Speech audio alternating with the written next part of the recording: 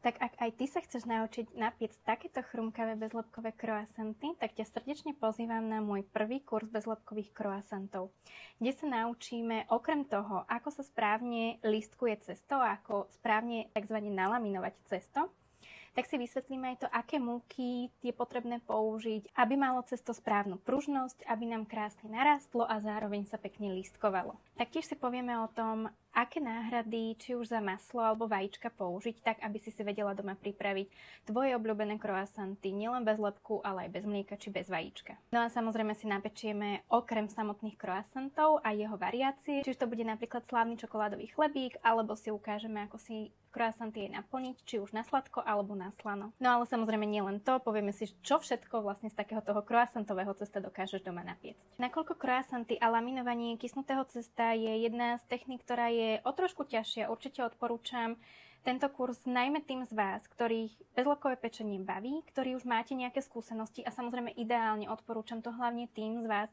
ktorí ste už na mojom kurze bezlepkového pečenia boli, pretože minimálne poznatky o múkach a všetky tie základné princípy, ktoré učím na tomto kurze, využijete práve na pokročilom kurze o croissantoch. Takže ak je tvojim cieľom vedieť si doma napiecť bezlepkové croissanty, rozhodne sa neváhaj prihlásiť. Prihlásiť sa môžeš priamo mne do správy, či už na Facebooku alebo Instagrame, no a rozhodne neváhaj, pretože počet miest je obmedzený. Všetky podrobnosti, ako aj náplň kurzu, čo všetko si napečieme a ostatné podrobnosti o termíne a čase nájdeš dolu v popise videa. Teším sa na teba!